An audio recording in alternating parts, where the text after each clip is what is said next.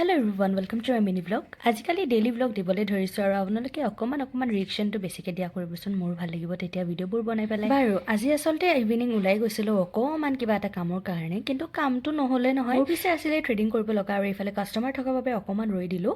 আমি বাৰু ছোৱালীবোৰে কিমান কি কৰোঁ, কিন্তু মই পিছে অকল থ্ৰেডিংটোৱে কৰোঁ। থ্ৰেডিংটো কৰাৰ পিছতহে মুখখন অকণমান চাই ভাল লাগে দিয়কচোন। কৰিব যোৱা কামটোতো নহ'লে, কিন্তু হাই এনেকৈ চিঙৰা বনাই থাকিলে আকৌ নোলোৱাকৈ থাকিমনে, লৈ ল'লোঁ ঘৰৰ বাবে। আৰু মায়ে এইফালে চাহ বনাই পেলাই ৰেডি হৈ আছে, মানে মই এইফালে চিঙৰাটো আহিয়ে দিছোঁ গৰম গৰম খাবৰ কাৰণে।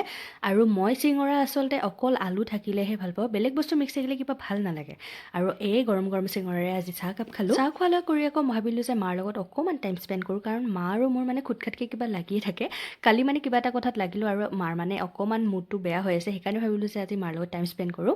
মাক ক'লোঁ যে আজি নেইল পলিচ মই লগাই দিম আৰু মোৰ পচন্দৰ নেইল পলিচৰ কালাৰেই লগাব লাগিব।